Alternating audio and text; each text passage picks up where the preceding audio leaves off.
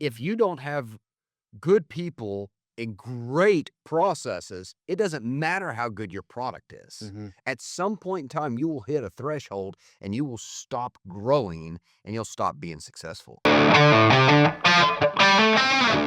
Hey everyone, welcome to Crossroad Conversations with the Lewis Brothers, where we aim to share real stories about running a successful family business, working through adversity, and pouring back into the community that keeps our door open. We're your hosts, Matt, Shelby, and Taylor, and we bring you relevant local business advice and automotive insights that are sure to change the way you look at running a business, and maybe even throw in a plug for you to do business with us.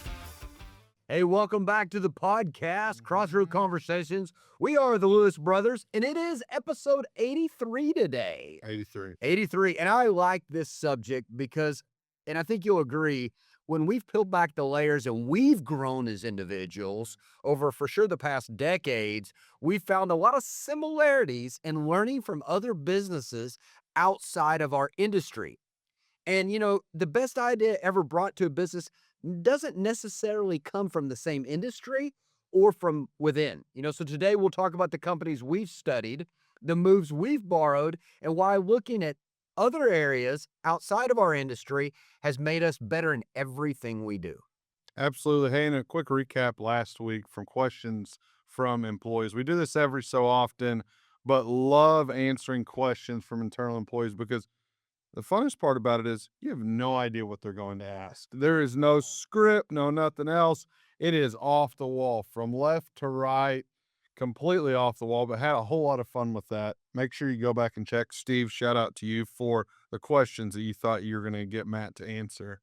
He didn't answer. Throw me off. They didn't move. But it was what we've worked Not on. happening. absolutely. Hey, always check us out on lewissuperstore.com for all the specials we have going company business wide and Crossroads Conversation podcast for all of the 83 episodes that we've recorded. Hey, speaking of checking our websites out, they just launched. Now it's in our May Mayhem sales event that we're running, and I got to throw a little shout out for business. But also, they just brought back the most popular sales event I think that we've ever had, and it's employee pricing for everyone. It's so strong. You got to check that out. It's on our website. We break it all down so you know all the details, but you get to pay what you would pay if you worked at corporate. So Ford corporate, if you made the vehicle or if you were one of the officials. So you get to play A or Z plan pricing, which is less than what we pay for it. So make sure you check that out. Hey, upcoming event. This will air on a Thursday, and then Saturday we'll have our car show, fourth annual, second and third annual here at our store, and it's Ford versus Mopar versus all makes. Yes. That's all vehicles. And we've queued up a good amount of stuff to make sure that it's bigger. We learned from last year some things to integrate, some extra areas to clear for more cars. It's going on Saturday. It's free it's from 9 to 12. We know some of you will get here before that, but we'll do our best to organize that. And then spectators come. It's free. We do donations for Arkansas Children's Hospital here locally. We match all those donations. And it's a dang good time. Last year we had 300 plus cars with thousands of spectators. It's such a good time. And so if you've got a car out there, I need you to understand what some of the categories are. Because sometimes a car show gets put into just like one single box of like this fully restored, have all the documentation, Mhm. can see the reflection off the chrome. And that's not the case. No. We have that division. We have all original. We've got highly modified. We've got resto mods. We've got work in progress. We got best interior, best exterior, best four-wheel drive, most custom. So when you start thinking about that, you get to look at all different types of vehicles. So whatever you've got, bring it. Yo. For a great cause for the Arkansas Children's Hospital. It's a great experience. We've got food trucks that are going to be here and bounce houses that are going to be here We're and gonna live DJ this year. live DJ. Got a lot going on. And hey, hopefully you've had fun watching us switch out the vehicle storage tower with all different makes and models. We still got more to come in that. But that just remind you that the car show. So when you hear this, you've got 2 days to shine up your car and get it down here. Or if you don't have a car, come check it out. Bring the kids. It's a great way to kick off your Saturday for Memorial Weekend as well. Absolutely. Absolutely. We'll have a lot of fun with that. Diving into topic today, how can we learn from other industries? I love this kind of quote that'll get us started there, but your customer doesn't care what industry you're in when they walk through the door. They're comparing you to the best experience they've ever had. That's the bar that your customer that walks into plumbing, medical, automotive, whatever it would be, home improvement. They're comparing you to the best experience they've ever had. To kind of set the stage for this, I'm going to put both of y'all on the spot here. Shelby, I want you to think about 3 books you've listened to or read. Were they automotive? No, They weren't. no, So they were from different industries outside of ours. no, no. Completely. And I think where we learned that, we started that in construction, but learning the business was business, Mhm. right? And it was about, we are in the customer experience business. Absolutely. And that then it is with a side of automotive. It's a big side of automotive, but we learned that we could learn from a hotel, we could learn from a restaurant, we could learn from somebody selling something online and take those pieces. And so we're made up of 1,000 different pieces. And those books that, all those books that we've read of studying all different things and how people process and people themselves to the very top of their category. I think when you step back and you look at it, and Taylor, I'll let you talk there as well, that I would say only a small portion is highly focused in automotive. Mm-hmm. And Shelby just went on to it, and you'll hear us talk about this a bunch today. When you look about the breakdown of business, like what's the real core there? It's people. You got to have the right people. Okay. It's the processes within your business. Yep. And then it's whatever product you're doing. And product could even be a service. Mm-hmm.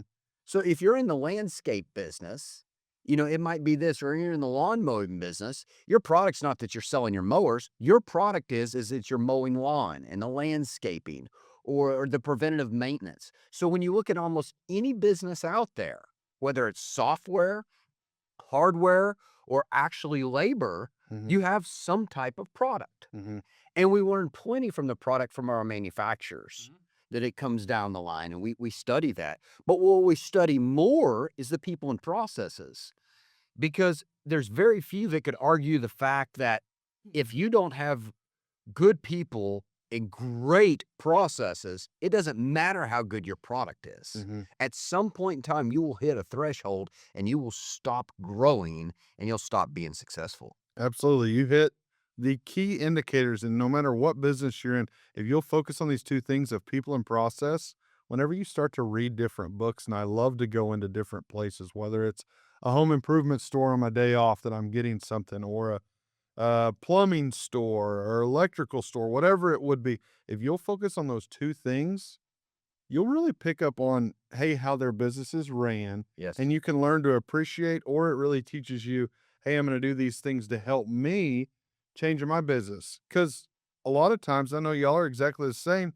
Even though we've been in business for 80 years, we still pick up new things every single day that you go out and you see, oh, I kind of like that process. You know why we picked that up? Because our eyes are open to it. Yes. And one of the things we have learned, because we've helped mentor other people in other businesses, Uh-huh. and we talk and kind of joke about it, not making fun of them, but joke about it of like, man, why can't they see this opportunity? They think they're on, and we've been there, on this island by yourself, and no, we're in automotive. What you learned over here in HVAC, or you learned over here in plumbing, or you learned over here in investing, whatever it may be, it doesn't relate to automotive. Mm-hmm. And if that's you out there and you like listening to our podcast, we appreciate you listening to our podcast. But if your mind goes, yeah, I hear what they're saying, but they don't understand the lawn care business. They don't understand the pool business. Please take a minute and reset and listen back to what we just said. It's people, processes, and then the product. So let me break that down into a real world example. So a book that I read recently is called The Algorithm by John McNeil. And this guy has been a part of so much. And it does have some automotive in it with Tesla. But one of the businesses that he saw, and he's a very smart guy, that if he's in an experience just in life and he sees, oop, that's a pain point, Mm-hmm. or that was really good, let's break it down. Okay. Right. So he was at a restaurant and he was talking about one of the largest pain points of a restaurant. I know you guys will resonate with this, was after the experience was so good. Yeah. Even if it was an average style restaurant that you're going to, you're not going for a 5-course meal, but it was so good. Then the pain point of the server having to be the one to wait and realize when's the right time to bring the check, not too soon, not too late. Yes. And then how does that look and how do you check out? And you're checking out there, you're checking out a hostess stand or whatever you're doing there. And he was like, why can't this be a style where, and he went as far as that it was a membership, that it was just, they knew these people loved coming to it. And so the membership, so you just walked away when you were done, Mm-hmm. right? On a different style scale of just a restaurant style that you have the ability, think of like a Chili's or something where you have the Oh yeah. POS right there in front of you. And so you can pay as soon as you're ready to go. There doesn't have to be this awkwardness Yeah. of, can I get the check? I'm ready to go. Matt, I know you probably pay before you even start eating. Mm-hmm. Right. But, then that's on you. But so he saw that opportunity. So then, like, okay, how do you relate that to your business? Yeah. Well, think about in our service department, if you do pick up and delivery, where we pick up your vehicle and we deliver it back to you, we'll send you all the documents via text Yes. and have the ability then to pay right there on your phone. You can Apple Pay, you can put your card in. It's at your convenience, but it hasn't slowed down us bringing the car back to you. That's right. The same thing on our mobile service. So that was somewhere where he saw excellent customer service. And then in other areas, it's like, why are we taking a great experience and then it falls off when it's time to do that checkout? And so it's like, okay, let's copy some of that so that great process didn't just fall off at the very end. I love what you brought up there, and even using me as an example in the restaurant business, because as humans, the customer, okay, we're all different. And from a business standpoint, it's like, how do you get inside the customer's mind to deliver what they want? Mhm. That's very tricky. None of us are mind readers. The way you do that is you ask questions. Yep. And I've yet to have this happen. I've had the kiosk happen. Yeah. Okay. At dinner, because I know I want to sit down for dinner. I'm great with paying for the service. I love tipping for great service, all of that. Mhm. I When I'm done, I'm done. Yeah. And because time's valuable. Mhm. And I just want to pay the ticket. So if somebody were to ask me, like when they come up, when I would like to have the ticket, then they would know exactly how to deliver it. Yeah. And they're not standing in the corner going, should I go talk to them? Should I not talk to them? Mhm. And I might say, absolutely. As soon as we've ordered all of our stuff, go ahead and bring me the ticket. Yeah. And I'll check out. To somebody else, that may be like, no, go ahead and leave that open because we don't know if we're going to get dessert yet or not. Yeah. But that's simply just asking a question. Yeah, absolutely. So that's in your process. That's in your process. One of the things that I did not learn early in our career, but we're learning more and more now, is how much more important the process is, even sometimes than the people. Mhm. Now, you've got to have the right people. But I can remember early on of going, if we could just hire better people, it would fix our issues. But the reality is, and we talk sports on here. The reality is there's only so many 5-star recruits. Mhm. There's only so many. Yeah. And you can get a 3 or a 4-star to level up. I don't know what's the in between. Let's call it a plus. Yeah. To a 3+ or a 4+ Yeah. by development of skills and this and that. But there's only so many 5 stars. Yeah. So how do you make that work for a great customer experience? You bake in, here is an outstanding, best in class process. And there's another book out there called Good to Great. And in Good to Great, they talk about that. Yeah. They talk about if you want to take people from good to great, quit saying I just got to hire better people. I got to hire better people. I got to have a better process to elevate I them. think what that allows you to do is to understand expectations, Yeah. right? So that really good player or that average player or employee, the expectations, right? Because otherwise, the best of the best of the best, like, what are we cooking tonight? I don't know. You're the best. Do it. It's like, well, hang on. Well, what do we have enough of? And so it's just proper expectations on the employee side, Yeah. but then on the customer side, hey, here's what our expectations are, and that's where it fails so many times is that not that managing expectations, even with an A plus player. When we hire these people that are way better at things than we are, but if we don't give them a proper process, then it's like, well, I didn't know what you expected from me. I'm like, well, it was this, this, and this, and so that's my bad. So I think process is really where that comes in. I'm going to give everybody a get out of jail card here because you're like, man, that's me. That's me to a T. How did that happen when I grew my business? If you're a small business owner, especially if you're a first generation entrepreneur, you're like, you're speaking to me. I don't understand how I got in this situation. Mhm. Can I tell you how? You started as an entrepreneur. It's your baby. You wanted it to be successful. So you paid attention to 110% of it. You did it to the highest caliber. and then you grew where you needed to hire other people and you expected them to just ride around with you, learn the business. You did a great job pouring into them, but you didn't have processes written down.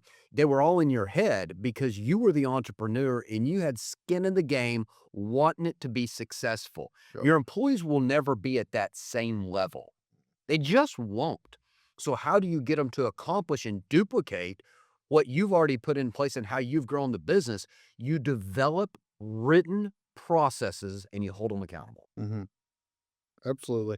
I mean, and you can look at it as, if there's anything you take out of what you both just talked about, is the policy, the process, the procedure that's all in there. It doesn't have to be a top level A plus 5 star.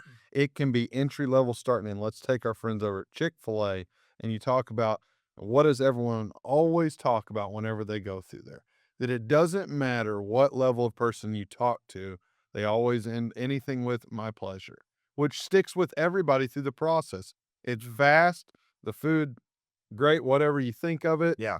My pleasure. It's always great service, and that starts from entry level all the way up.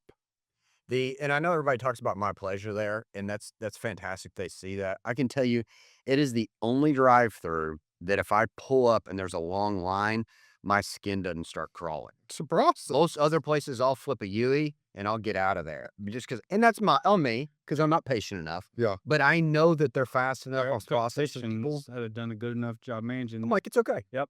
Like the first thing they did, their first process, they realized the drive-through window or the kiosk Yes, wasn't the only place you could order food, that's right. right? They said, we've got employees inside, let's get some more and let's get tablets and let's go to the car. Yeah. Because if our chefs can make it quicker, then we need to get to them quicker, right? That was the first thing they said, let's break this mold of fast food waiting till one POS or to get to a second one if they do double wide. Let's go to them. That was the log jam. That was the log jam. So they reverse engineered that to see, okay, where's a holdup? Here's the thing, in Fayetteville, Arkansas, let's just say on MLK, Okay. there's probably 7 to 8 different places you can go get good chicken, Yeah. Mhm. right? If you like deep fried chicken, then you can get good chicken. Yeah. And I promise you, the one that always has the longest line is Chick-fil-A. And not necessarily the best chicken. No. No, It's consistent. You know what it's you're getting. consistent, it's good, and I think that's the main point, that it's consistent, it's good, and it's fast, and you know, you never leave there disappointed. So when you think about that, it's because of their process. Yeah. Yes. And they're people they hire. They go through extensive training and this and that. And they're good people. Yeah. They're But they're not good superstars. They're good people because it starts from the top, that here's the expectation. Here's what you dress like. Here's how you talk. Here's how you go to the customer. Here's how you handle confrontation. Here's how you handle a delay in the food. Yes. And that's all super clear and written. It starts from the top of saying, hey, you know, one of those things, and I don't fully know this, but I know that you can't just own a Chick-fil-A and not be part of the operations. Mhm. You have to be in the operation. So you understand that you have to know exactly how it works and you have to be there and implement it. So you take your average person, put them to play there, and they become a superstar because of good process. I'll tell you, so we talked about the restaurant industry, and I hope everybody understands, like, we're not getting off subject here. We're trying to prove a point of all these different industries because we haven't talked about how we've learned from, you know, AutoNation Yep. or CarMax or Mhm. Carvana or our competitors down the road. We're talking about other industries because if your blinders are on and you think that you can only learn from your industry, you're missing out. I'll tell you we've now been in construction for seems like eternity, but past 6 years we've been in construction.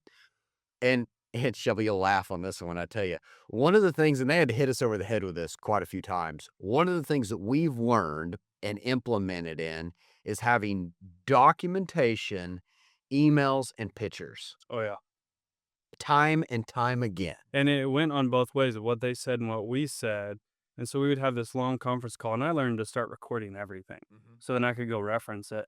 But they were like, well, you know, it's like, but is it written on the box? Yeah. Tommy boy here. Is it written on the box? That's Like, right. do we have documentation? It's like, we don't, but we will next time. I can assure you that. Like, Because like our architect, for example, a different sector over there, every email would come, and at first, like, it ruffled my feathers.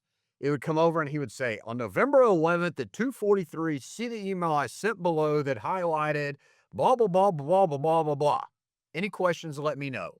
I was like, dang.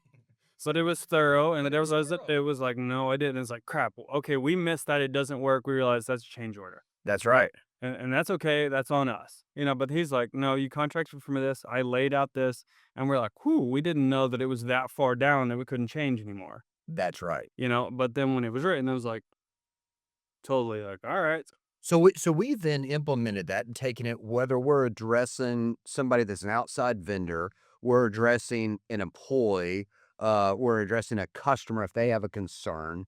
We still want to have communication Yes. and talk to talk conversation, because that's one thing that's gone too far in this world is nobody will pick up the phone and have a conversation about something, Yeah. and they want to talk and have some dialogue, but then a recap email comes. Yeah.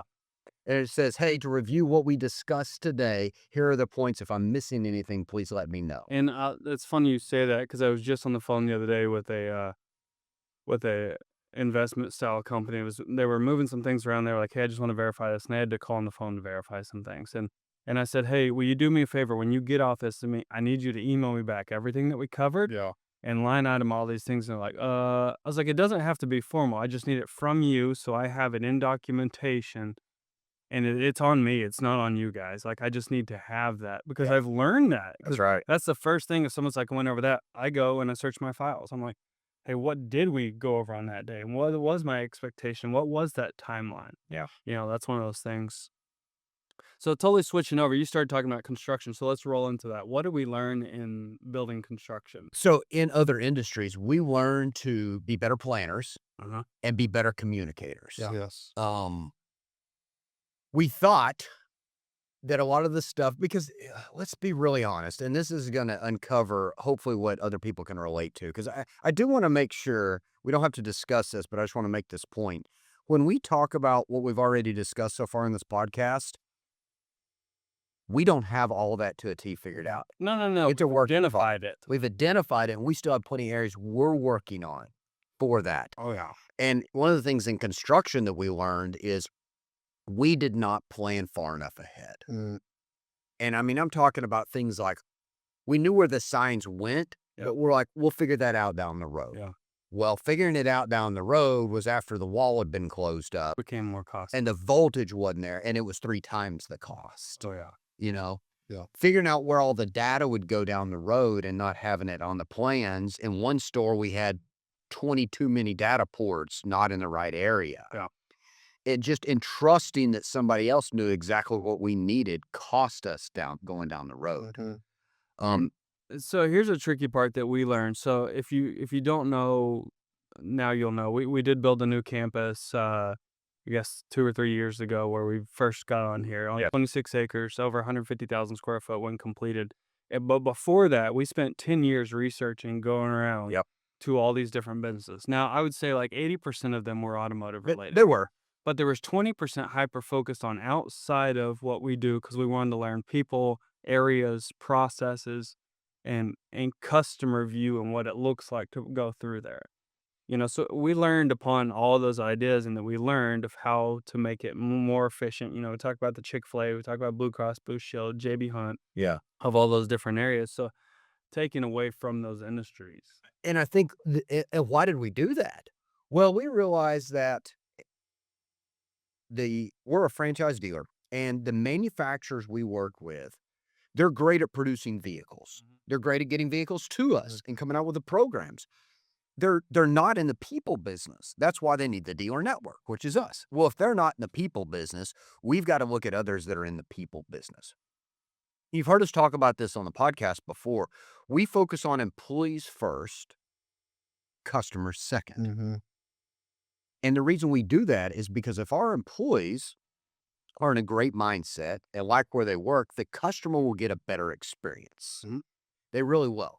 So we needed to figure out what it'll do for employees for a better place to work. And we needed to go outside of automotive. And here's how we identified that is, like Shelby said, 80% of the 100 places we went to were automotive. They were 100% at first. What we learned when we asked people, y'all remember this, one of the last questions we would ask the general manager or the owner when we were walking through is, if you had to do this again, what would you change? And 9 out of 10 times they said, well, we just built exactly what the manufacturer sent over to us. There'd be plenty of stuff we would change. And we're like, if everybody's saying that about automotive, we're going to have to look outside automotive to bring in some things. If we want to be different than everybody else, we got to incorporate it in. Yep. And that was one of those things with our architect, because he had done 300 plus projects, and they were all, as a manufacturer would say, with some That's right. spins and some quirks. And so then we had to and we had many, many walks, Yeah. and many like one-on-one conversations like, hey, I know it looks like this, Yes. but here's the things that we want to integrate and change. But we had to continue to follow through with that, because like, why is this like this? Why are these piano style doors? Why don't we have a garage door Yep. here? And why is this height? And why is this not this wide? It needs to be this wide. Yeah. Uh, and so we learned a whole lot from those other industries of getting outside of and so that's one of the things when you come to our stores, you'll notice it's different. Yeah, that's right. That the layout, the flow, that things are different. People that have been to thousands of Ford stores, on Ford level, that have been to most of the stores are like, wow, this is different. Mhm. It's just like worthwhile. That makes sense. Customer flow, customer experience, employee process, employee experience, that was designed into it. So, in order to do that and to try, you're like, okay, that sounds great, but how do you open those doors? Well, we first went to our construction company and we said, would you please give us some projects that you've worked on that had great employee break rooms, that had really cool lounges or common areas? They're like, okay, like, will you schedule that? And then they would go with us and we'd schedule that and we'd go up to Tyson or we'd go up to JB Hunt or Blue Cross Blue Shield, all three of those. One's a trucking company, one produces chicken, one does insurance. And we would go look at all of those and we figure it out. And then when we would get there, we would ask people, hey, have you been anywhere else? Yeah. And it just starts opening these doors and these doors, and we learn from everybody else to figure that out. I think a lot of people think before they do it that someone that owns a business owner or a GM that runs the business is very secretive and is not going to show you around the campus. They love to show off their campus, what they've built and put together. So you'll have really good luck if you get that connection, your foot in the door. Because if some random person calls you, I'm just like, hey, show me around everywhere. You're like, no, I don't have time to be able to go through. But they love being able to go through the process. Once you get the connection there, you have to remember people that are entrepreneurs, they're a general manager, they've had so many people pour into their life. They're willing and ready to the right people to reciprocate that. I Mhm. think with the right layup or the right handoff or the right conversation, they are happy to help, right? They're happy to pay it forward. And I'll tell you, if you're sitting here thinking, okay, I'm not building a new building and Mhm. I'm not changing up, well, you just need to start with one of these two things. And I would say both of them. I would have a survey for your current employees Yeah. and a survey for your current customers. And it says something like, hey, we always want to be on the front line of a good business. We want to make sure that we have a very efficient process, a very enjoyable process. And if there's anything that we can improve on, we would love to know that. And then you're going to have to give them a couple selections. Hey, the way that we process scheduling an appointment, the way that we process coming to your site, and the way that we process payment. Are any of these things have you seen lately that could be changed? And then you're going to ask your employees like kind of the same thing. Hey, is there anything that slows you down during the day? Some things you can change, some things you can't. But if you ask those questions, you'll be able to whiteboard and you'll be able to circle the main problems. And then you can look at the other businesses and say, how are they doing this? Yes. Same thing in that restaurant industry. How are we doing this? Talk about Sam's Club. One of the things that I know you guys love the most, and we talked about this, is that you can do scan and go. Yes. And then you get to skip the checkout line. You didn't have to talk to anybody if you didn't want to. And then you can leave your phone open and the scanner reads it and they don't have to stop and check your receipt. They're like, see you later. Mhm. Right? That's learning from other industries. So if you ask the customers, where's the issue? They'd be like, hey, it's your checkout process. And they were like, I can do that. There's two things that you've hit on so far that I hope everybody understands, because in business, too many times the first subject that comes up is price. What's your pricing? What's your pricing? What's your pricing? We've talked about restaurant, we talked about Sam's Club. Both of those things, what's important to us is time. How quick can I get in and out of there? How quick can I get my ticket? How quick can I get in and out of Sam's? Because time is of value. Mm. So you can cut your price or you can give back some time through the processes. Now, in our buildings, I want to talk about this. when we looked at where's the location, what's the flow look like, we reverse engineered it. So we said, if we look at on a daily basis, where's the majority of the traffic in the dealership? It's in service. Mm-hmm. It's in service. Yep. I mean, when you look at the ratio, and then you design it around that. Everybody loves looking at the showroom and the cool cars, but when you look at the frequency of visits, it's through service. So when y'all remember this, we would get ready to pull into a dealership Mm-hmm. with everybody in the car. There was our focus group going to look at it.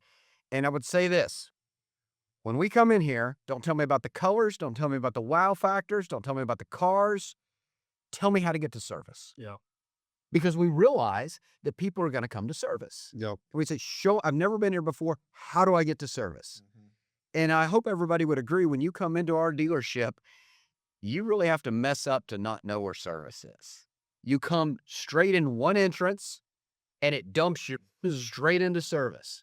I mean, straight into service. The only thing you have to pick is, am I going to go right or veer right or left to go to Ford or go to CDJR? And it became so hyper focused and basic that we removed parking spots out of their visual line of sight, so that it wasn't a park thing come inside and say, how do I get to service? The first thing are arrows that say, hey, pull in for service. The garage doors will be open, or they will open for you. And so then you're right where you need to be while removing friction and removing uncertainty. That's right. Was that thing right there. And then we realized we need to have enough depth, because there's some other stores around us that do more service than we do. There's one right down the road, and you'll see it on a Saturday morning. If they get more than 3 cars in a row, Yes. they're in the Road. road. Yeah. And so I was like, shoot, we didn't plan that far. I was like, okay, can we get 18 or 20 cars if they dropped overnight, or if they came super early, and then it wouldn't impede the rest of the traffic for all the employees and the customers? Like, okay, we can do that, right? But understanding that Chick-fil-A mentality right. of being able to process. And part of that came from another industry too. We looked at our competitors who did it the best. They're like, okay, how are they flowing in? Well, the people are lined up right for the service line. They're not going into a parking space. So we learned that from competitors in our industry. But then we're like, well, hang on though. Look how congested it is. So then we learned from the restaurant industry, if I decide to go out to eat Mm-hmm. and I try to go to a restaurant and you're the same way and there's not a parking spot, I'm just going to the other restaurant. Right? I'm not that Because far. in my mind, what's it saying? It's busy inside. It's busy inside. It's not that I can't find a parking spot and I mind walking farther. It's just generally a temperature. You're checking the temperature, and if there's no parking spots, that means that there's a Gone. table. It's going to take too long. It's going to take too long. So then we went to the restaurant industry and saw that. And we're like, okay. And to Shelby's point, then we measured. I mean, guys, we had cars parked out here before there was even a building. Yeah. And like, how many cars can we stack in here? How many can we move at a time? What's the distance out there? Can you still get a car through? And why do I say all this? Because that all has to do with process. And if we could build the process into the infrastructure of the building, we take good people and make them great. Mm-hmm. Because it's what they do. What they do. Yeah. And then, okay, how do we duplicate that between the buildings? And we're like, okay, we got the flow great for the Ford store, but if we take the same building, we duplicate it for the CDJR, we got to make a turn. Yeah. We got to make a turn. We got to make 2 turns. If you got to make 2 turns, it's frustrating. Mhm. Well, how do we do that? We flip the building on its head. So we make both service drives there. And then both buildings, and I'm going a little down the road here, but this is important. Both buildings, besides the colors, they're identical. And where'd that come from? We learned that in a Walmart. So you think about if you go to a Walmart, whether it be here in Northwest Arkansas, or if you're in Alabama, you're in Florida, you're in Colorado, the outside looks the same. Yep. Right. And then they're going to label on the outside, here's the grocery side, and then here's the shopping side. And so the layout might be a tad bit different of if the grocery's on the far left or on the far right, but then you understand how it all operates. So it's symmetry. So you feel like you're at home, you feel comfortable, and you can process through just the same way no matter where you're at. It's brand familiarity and process familiarity. And so then we were like, let's copy that. That's right. So no matter what store you go to, CDJ or Ford, it's identical. Left and right and left is backwards. But once you get inside, the coffee's in the same space, the waiting area is the same space, the sales office, the finance, the sales manager tower, the service right up there, it is identical. So there's 2 keys there. Is it's from the customer and from the employee standpoint. From a customer, you want to feel confident on where you go and where things are located. And then from an employee standpoint, McDonald's does this too. They can regionally move shift managers around, store managers around without much disruption in business because they know where things are. They know how to focus and they don't miss a beat. Yep. So we can take a manager. We got a manager right now that we're rotating through stores. Mhm. And it's similar feel. So they can hit the ground running. They know where the things are. They know how to process it. We can move a service advisor from one to the other, so on and so forth. A salesperson can take a customer from one store to the other. I remember at our old store, we would have a salesperson that would bring somebody over and they're like, okay, where do I take the customer to? Where do I work the deal at? Yeah. And now it's all the same. And we even went as granular as learning from doctors' offices that we are all on a server. And so you can log in at any portal. And I love that because I can go up to the office. I can go over any computer that I can find. I can log in and it pulls up my profile. Yep. And you're able just to continue moving on. A doctor does the same thing from office to office to office. Because too often they'll be like, that's saved on my browser. Like, well, your browser's here. Your browser's here. It's there. Just remember your login and your password and you're good to go. So far to integrate into our business, we got doctors' offices we've used for terminals and how to access the data we need And that made it all the way back to the service department. all the way to the service department. We've got restaurant that we've taken through as far as parking and stuff. Parking and paying. Parking and paying. We've got Walmart for the layout of the stores. Mhm. You know, we've got other dealerships we've looked at. Yeah. And then we have people like Blue Cross Blue Shield and Tyson and JB Hunt and then Google and Yahoo. Those we had to look at remotely. Flex spaces, Flex spaces. employee spaces, employee gyms, Yes. like all those things we got those from all those industries. From all those industries. And if we would have just taken the manufacturer's word for it, who is a great partner of ours, Mhm. but they're in producing vehicles. We challenged all these areas to make something great. And it's all focused around processes and getting the right people in there. And then the product's the product. Absolutely. Absolutely. Completely diving into there. So What kind of fun fact you got for us this week? we blew past the fun fact. Well, hit the second one. Fun fact quiz of the week. I love whenever we get on a rant because it just completely pours in all the relevant information. But when was the wheel invented? I got 4 different options for. Okay, What's the horse and When was the wheel invented? it's a wheel. Okay, Yeah. Will. 1889, 1703, 1829, or 4000 BC? 4,000 sounds way too. I'm going 1829. That would have been 6,026 years ago. Huh. For 4,000. That'd have been a little engineer there. What's our answer? 4000 BC. Six- That's how they built the Great Pyramids. Aha. There was a whole lot of things moving around there. So diving into that, That's pretty funny. absolutely. A long time ago, wheels and tires have always been a consistent thing that is adapted. So Yeah. a long time Right, ago. not a whole lot's changed there on that. All right, core number 3. Why should we look at other industries and other companies? And we've got into that quite a bit there of learning from Walmart and Sam's Club. One thing we haven't dove into yet is in our salesperson or even more our delivery process. Yep. Of learning from Apple. Yeah, that's right. Well, what did we learn there? So we learned that number one, we were trying to get one person to do multiple jobs. We were trying to get a salesperson who was good at selling, who was good at going after goals, who was self-driven. Before we learned, this is what we were doing. Yes.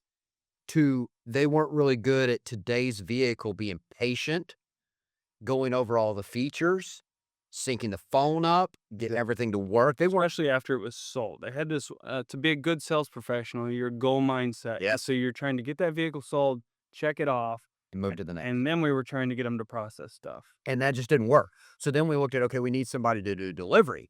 Well, then it's, hey, let's look at Apple. Let's look at AT&T. Let's look at Verizon. What do they do there? How is their process? Yeah. And they had dedicated people that were non-commission based, that were just based upon customer satisfaction, that would take the time to figure out the nuances with 14 different versions of phone software and the vehicle. How do we get that together and would be adaptable to somebody that said, just throw me the keys. I want to leave with the vehicle, or I want to spend 4 hours going over every feature and benefit. One of the first places that we saw this outside of that industry and then we learned and we had to adapt that part of this was that RV store south of Dallas.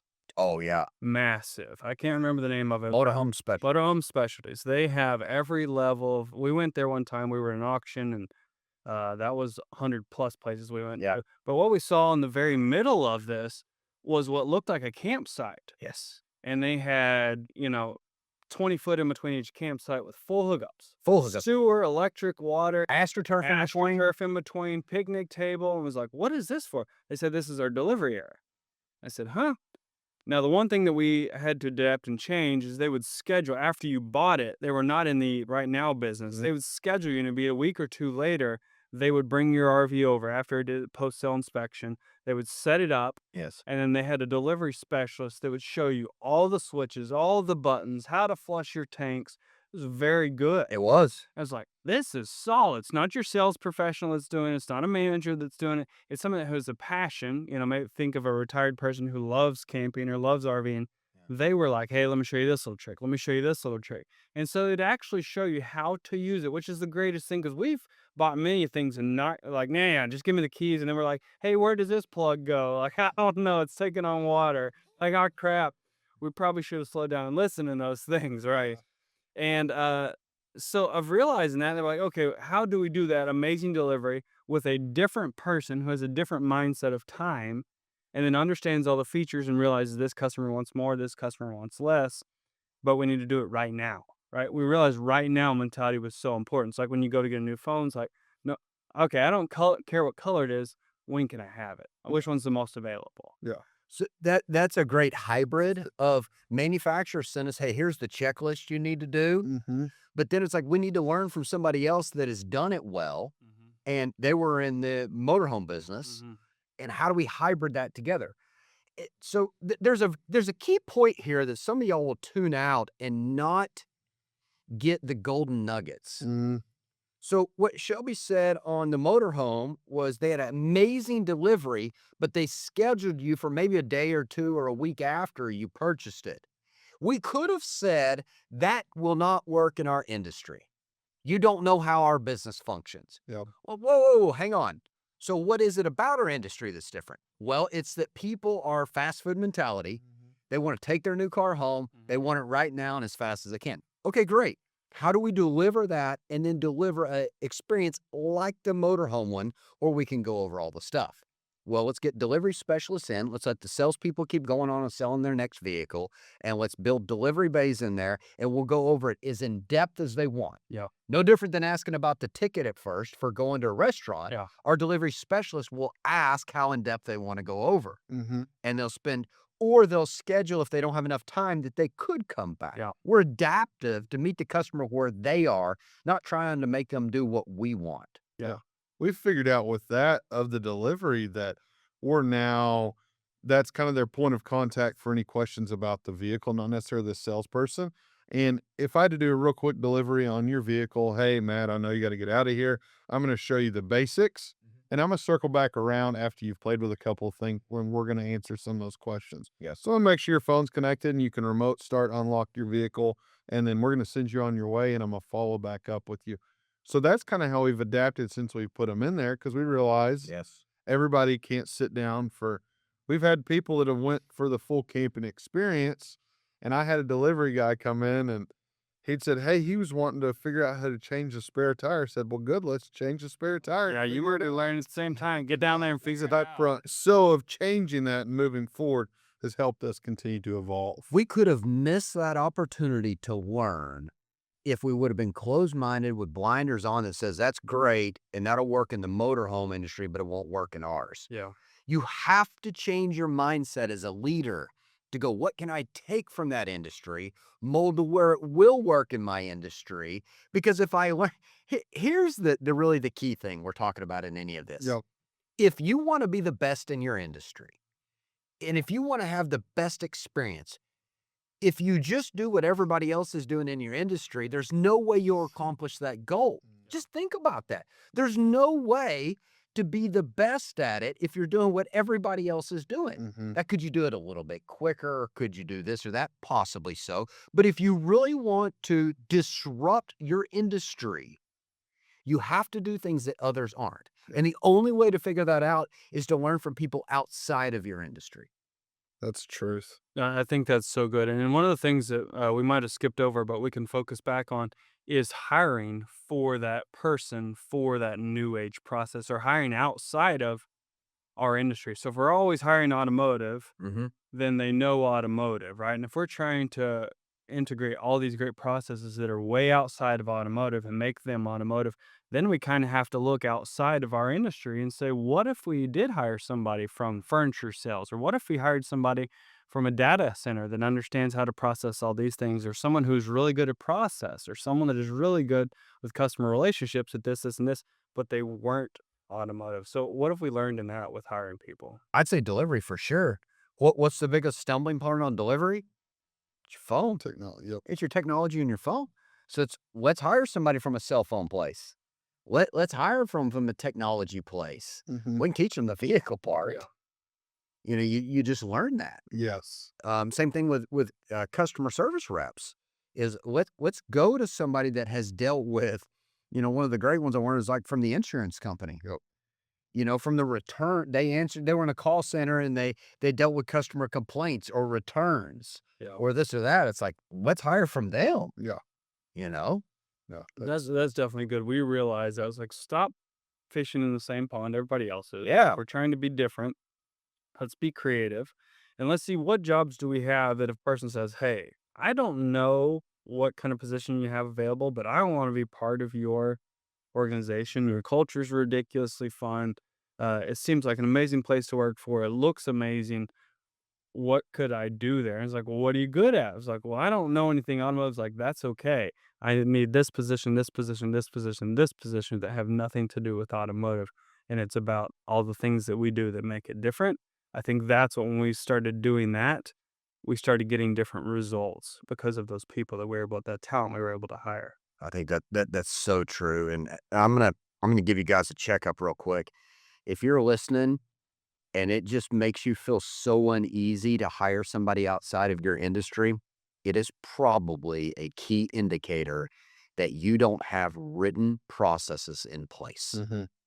Because if you have robust written processes in place, you should be able to plug anybody in there that has the willing to learn, has great character, they can learn what it is. Yeah.